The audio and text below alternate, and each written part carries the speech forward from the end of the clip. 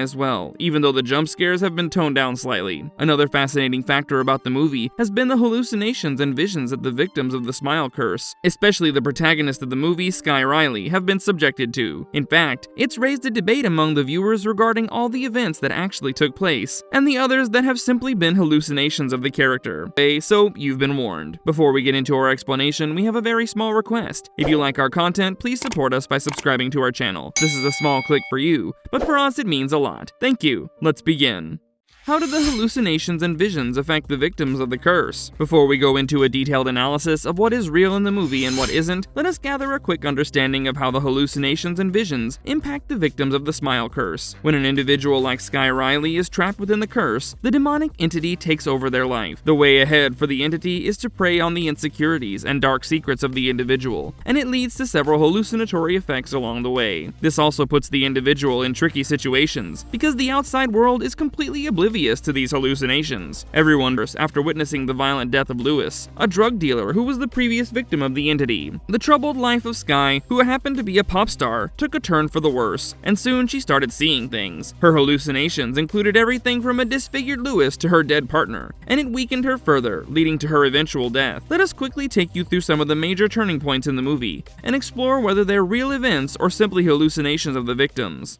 Is Lewis's death real? After the shocking opening sequence of the movie that sees the curse passed on to Lewis, who's a drug dealer, the next big moment comes when Lewis falls victim to the demonic entity. He's paranoid by the time Skye Riley reaches him for some drugs to help her with her back pain, and he has no recollection of texting her to meet him, even in what's easily one of the most graphic sequences of the movie. His death in front of Skye passes the curse on to her, and this is definitely a real event because Skye hasn't started hallucinating yet. Where she's shocked to see Lewis's disfigured apparition around her are simply hallucinations caused by the entity to trouble and weaken her.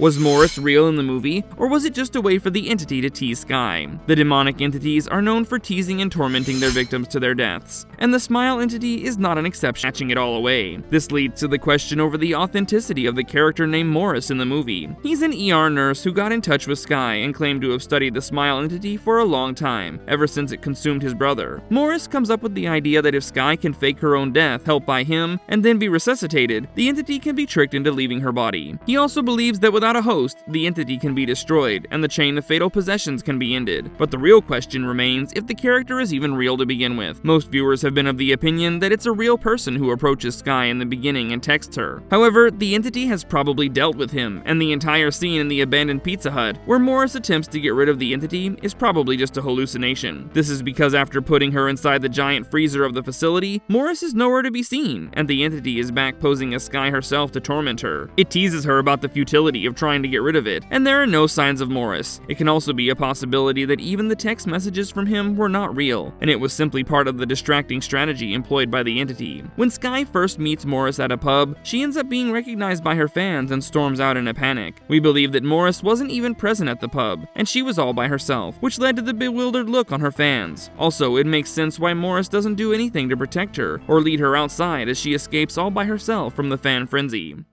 Was Skye's best friend Jemma entirely a hallucination, or could others see her too? It's one of the most unexpected twists in Smile 2 when Skye realizes that her best friend Jemma, who she thought was by her side the whole time, was simply the smile entity posing as her. It's an eerie moment as the real Jemma calls Skye, as she's traveling with the one we all thought to be Jemma the whole time. Now it's quite clear that the entity is a shapeshifter, and it can confuse and manipulate the victims by posing as people they love. But could others see Jemma as well? Skye's closest friend, who hadn't been in touch with her for a long time over a fight between them, was never really seen among the others too many times. That being said, Skye's mother Elizabeth did greet Jemma, hinting at the possibility that the entity may have posed as Jemma in front of others as well, and not just Skye. Also, it does take her away from the crowd before the big revelation, and it seems like others in the scene are also seeing her. Jemma's phone call is sure to send a shiver down your spine, and the entity posing as her points to a crucial detail about the smile entity. It can probably shapeshift into someone even in front of those who are not affected by the curse yet.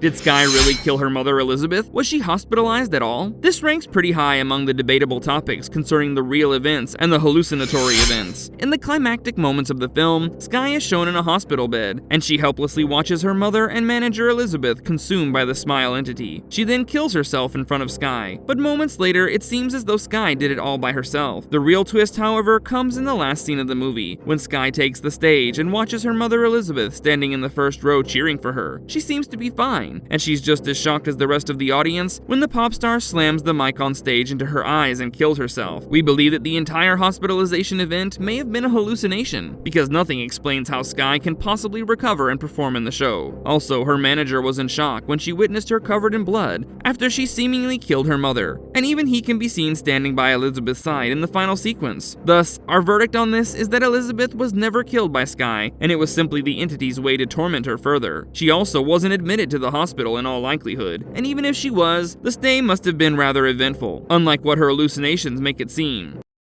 Marvelous verdict. Leaving it to the interpretation of the viewers is a smart move. The director of the movie, Parker Finn, could have gotten rid of this mini debate surrounding the potential hallucinations of the victim in the movie, but he's chosen to be tight-lipped about the same. This has actually helped the cause, because there's no clear answer, and the movie ending is really up to the interpretation of the viewers. There can be multiple opinions regarding what is real in the movie, and the best part is that all of them are right. Overall, Smile 2 does hit all the right notes, and it has deservingly been a massive box office success. Everyone,